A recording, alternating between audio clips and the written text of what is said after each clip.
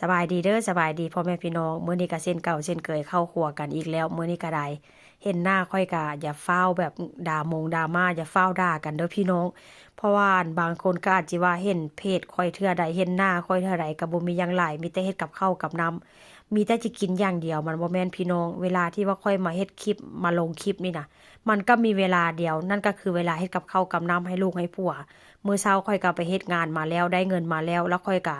มาเฮ็ดกับข้าวกับน้ำเข้าครัวเอาเฮ็ดกับข้าวกับน้ำให้ลูกให้ผัวแล้วก็มาตัดต่อคลิป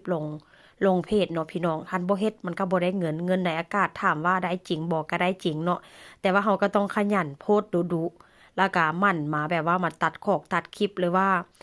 อันหมั่นลงภาพนอกภาพนิ่งอย่างซี้นะพี่น้องทันเพจของเฮาอะนะมันบ่เคลื่อนไหวมันก็บ่ได้เงินใด ก็คือเราไปเฮ็ดงานนั่นแหละเนาะถ้าหากว่าเราจะได้เงินกับเจ้าเราก็ต้องไปเฮ็ดงานถ้าไปแล้วไปยืนเบิ่งเขาเฮ็ดงานหัวหน้าเขาก็บ่จ่ายเงินก็จะเป็นประมาณนั้นเนาะพ่อแม่พี่น้องเพราะฉะนั้นแล้วก็ผู้ใดเป็นครีเอเตอร์ใหม่ๆครีเอเตอร์สิเนาะเว้าผิดอยู่พี่น้องเว้าผิดก็ขอโทษเด้อผู้ใดแบบเฮ็ดคลิปใหม่ๆแบบว่าลองเฮ็ดเพจใหม่ๆก็สู้ๆซะว่าเช่นซะสู้แล้วก็ถ้าหากว่ามื้อใดมื้อหนึงเห็นเงินเข้าบัญชีก็จิมีแบบว่าก็หายเหนื่อยพ่อแม่พี่น้องเงินในอากาศถ้าอยากได้ก็ลงคลิปดุโพสต์ดุเด้อพี่น้องคือค่อยนี่แหละบางเทื่อโพสต์ไปมีคนเบิ่งแน่บ่มีคนเบิ่งแน่ก็บ่เป็นหยังเนาะเพราะว่ามันก็เป็นงานอดิเรกไปแล้วพี่น้องถ้าหากว่ามื้อใดบ่ได้โพสต์นี่ก็คือว่ามันขาดอีกอย่างนี่แหละเพราะฉะนั้นแล้วค่อยก็ลงไปสำหรับพี่น้องลงมีคนเบิ่งแน่บ่มีคนเบิ่งแน่ก็บ่เป็นหยังก็บ่ซีเรียสเพราะว่างานประจำเฮาก็มีว่าเช่นซะถ้าหากว่าบ่มีงานประจำนี่ค่อนข้างจะซีเรียสหน่อยนึงแต่ว่า ค่อยก็เฮ็ดงานไปนำแล้วก็ลงคลิปลงอีหยังเ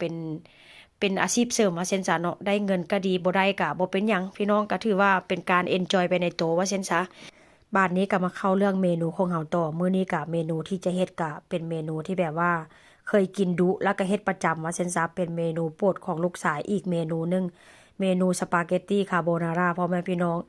ก่อนอื่นเนาะก็ข้างหม้อกระทะแล้วก็ตั้งน้ำมันให้มันร้อนแล้วเอากระเทียมลงไปผัด แล้วก็เอาเนื้อหมูที่ว่าหั่นแล้วนะพี่น้องเอาลงไปผัดจนมันสุกเนาะหลังจากมันสุกแล้วก็เอาเห็ดลงไปอันผัดจนแบบว่าเห็ดเริ่มสุกพู้นละเนาะแล้วก็เอาหอมป้อมให้ลงไปนะพี่น้องอันมื้อนี้ค่อยจะใส่หอมป้อมนำธรรมดานี่ก็ธรรมดานี่ค่อยก็จะบ่ใส่หอมป้อมได้เพราะว่าหยังอันธรรมดานี่จะใส่ผักชีฝรั่งแต่ว่าผักชีฝรั่งบ่มีพี่น้องมันมีแบบแห้งขอยย่านมันบ่หอมว่าเส้นจักค่อยก็เลยแบบว่าเอาหอมป้อมใส่ย่าก็บอกว่า เอาหอมป้อมหรือว่าผักชีใส่ก็ค่อนข้างแซ่บคือกันพี่น้องหลังจากเอาผักชีใส่แล้วก็เทนมลงไปเนาะเทนมลงไปแล้วต้มแบบว่าจนมันเข้มข้นพุ่นแหละพี่น้องให้มันเฟือดให้มันฟดให้มัน